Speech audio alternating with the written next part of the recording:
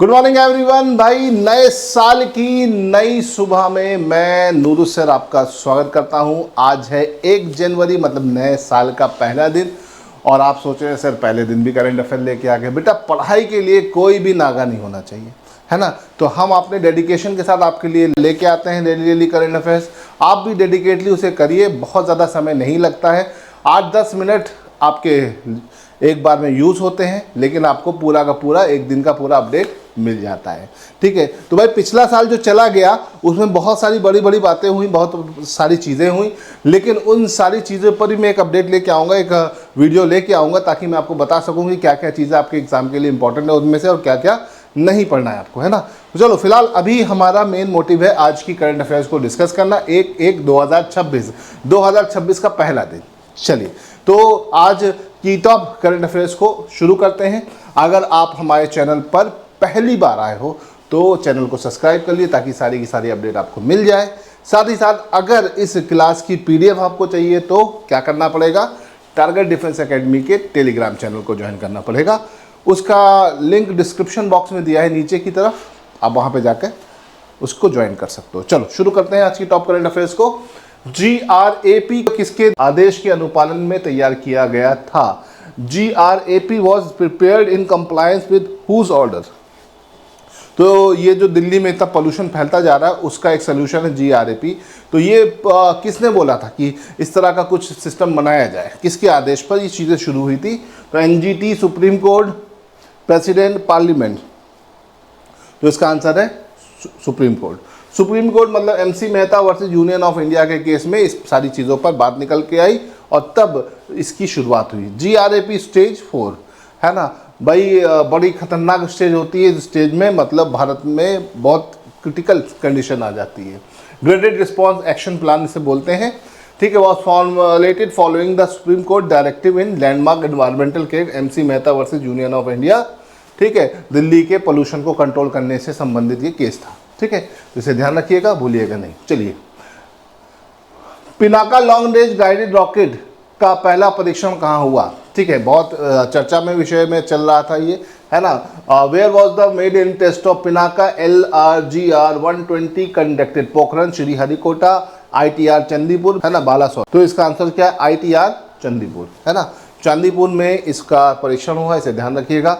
ये अपने आप में एक लैंडमार्क था। Back to back Indian forces के लिए जितनी भी एडवांसमेंट की ज़रूरत है वो सब हम करते जा रहे हैं। DRDO ने इसे कंडक्ट कराया था, उड़ीसा में इसकी फाइनल टेस्टिंग हुई, चंदीपुर, याद रखिएगा। ठीक, चलो आगे बढ़ते हैं। पिनाका LRGR 120 किस प्रकार का रॉकेट है? तो भैया ये किस टेक्नोलॉजी बेस पर रॉकेट है?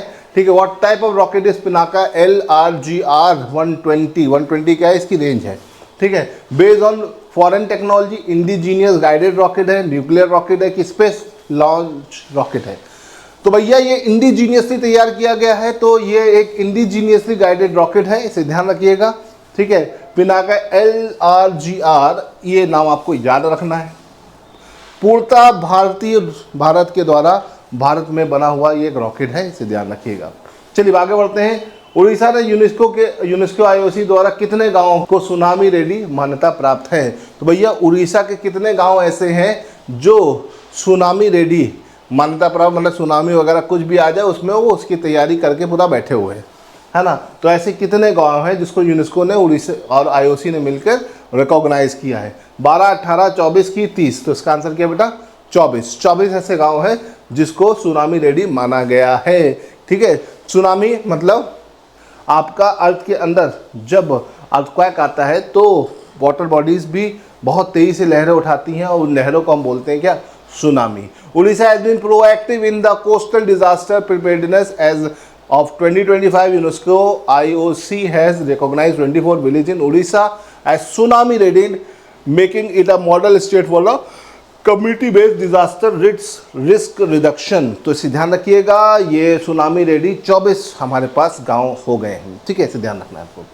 सोमालीलैंड की सीमाएं कितने देश से लगी हैं? सोमालीलैंड जिसको हाल फिलहाल में इजराइल ने अभी मान्यता दे दी है, तो वो एक नया देश निकल के हमारे पास आ गया है। तो इसकी सीमाएं कितने देशों के साथ लगी? 2, 3, 4। अच्छा, तो बेसिकली 3 है, 2 बार 3 आ गया, इसको 5 कर लीजिएगा। तीन ही आंसर है, तीन देशों के साथ इसकी सीमा लगती है।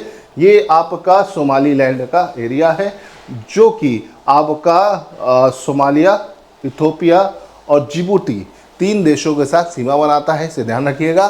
Through not internationally recognise as the separate country, Somaliland border three nations, Ethiopia, Djibouti, Somalia. This is geopolitical fact is crucial for the understanding East African region dynamics. ठीक है, तो अभी हाल फिलहाल में इसको मान्यता देने वाला हमारे पास देश कौन सा बना? इजराइल। ठीक है, हॉर्न ऑफ अफ्रीका, ये क्या कहलाता है बेटा? आपका हॉर्न ऑफ अफ्रीका कहलाता है।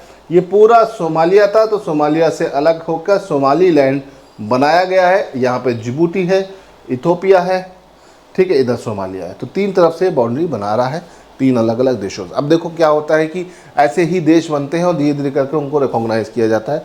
तो ये देखिए एक और देश बन के तैयार हो गया, जिस तरह से कुछ सालों पहले इजराइल तैयार हुआ था, है ना। इस तरह से नए नए देशों को मान्यता मिलती रहती है। नरसापुरम तेल क्राफ्ट किस राज्य से संबंधित है? ठीक है, Narsapuram lace craft belong to which Indian state? तो भैया ये किस स्टेट से संबंधित है? आंध्र प्रदेश से। याद रखिएगा, ये लेस क्राफ्ट जो है ये हाथों से तैयार की गई क्राफ्ट की टेक्निक्स है। ये देखिए बहुत खूबसूरत टेक्निक है और ये 150 साल से भी ज़्यादा पुरानी ये टेक्निक है। ठीक है, गोदावरी नदी के आसपास के क्षेत्र के लोकल रीजन के लोग इससे बहुत ज़्यादा प्रैक्टिस करते हैं और बहुत फेमस है, वहाँ की कला है, इसे ध्यान रखिएगा। हिमाचल प्रदेश में किस पहल के तहत औद्योगिक भांग की खेती की शुरुआत की गई? तो भैया औद्योगिक भांग मतलब भांग को इंडस्ट्रियलाइज फॉर्म में यूज़ करना, उस प्रोजेक्ट को क्या बोला गया? Green India mission, green to gold mission, herbal Himachal, farm to fibre. तो इसमें वो क्या बोला गया? इसको बोला गया ग्रीन टू गोल्ड मिशन, है ना, इसे ध्यान रखिएगा। ये भांग की खेती का, ये भांग का पेड़ है, आप देख सकते हैं। ठीक है, और हिमाचल में इसको शुरू किया गया इस प्रोजेक्ट को। तो अगर उल्टा green to gold is related to, तो ये याद रखिएगा भांग से रिलेटेड है। किससे? भांग से। ठीक है, सुनामी के लिए तैयार गांव में कौन सी व्यवस्था अनिवार्य होती है? सुनामी रेडी जितने भी आपके विलेज मिलेंगे आपको, उसमें क्या चीज़ होनी ही चाहिए? Marine trade centre, tsunami warning system, coastal security force, port infrastructure. तो सुनामी वार्निंग सिस्टम वहाँ पर होना ही चाहिए। सुनामी वार्निंग सिस्टम जो होता है वो इस वहाँ पर होना बहुत ज़रूरी है, तो इसे याद रखिएगा। अगर वो वार्निंग सिस्टम क्लियरली इंडिकेट कर देता है तो आप अलर्ट हो जाते हो और आप सुनामी के लिए सचेत रहते हो। रतन महल वन जीव अभ्यारण्य किस जिले में स्थित है? तो रतन महल वन जीव अभ्यारण्य हाल फिलहाल में काफ़ी चर्चा में रहा। तो भैया ये किस जिले में है? महाराष्ट्र के वडोदरा, दाहोद, राजकोट, भावनगर। तो ये दाहोद में है। स्लॉट बेयर, स्लॉट जो होते हैं ये एक इंडेंजर्ड स्पेसीज में आते हैं और इनकी ये यहाँ पर सेंचुरी है। स्लॉट पानी में तैरने में बहुत सक्षम होते हैं, बहुत ही काहिल जानवर होते हैं, लेकिन बहुत एक्टिवली मतलब सोने में बहुत विश्वास करते हैं, सोते बहुत हैं, है ना, इनएक्टिव ज़्यादा रहते हैं। And the presence of tiger was recently recorded in the Ratna Mahal sanctuary located in Dahod district in Gujarat.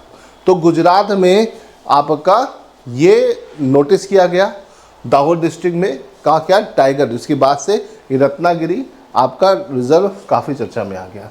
Sorry, Ratna Mahal, Ratan Mahal slot bird sanctuary काफ़ी चर्चा में आ गई। चलिए आगे बढ़ते हैं। गुजरात भारत का एकमात्र राज्य बन गया जहां पर कौन सी तीन बड़ी बिल्लियों की प्रजाति एक साथ मौजूद है?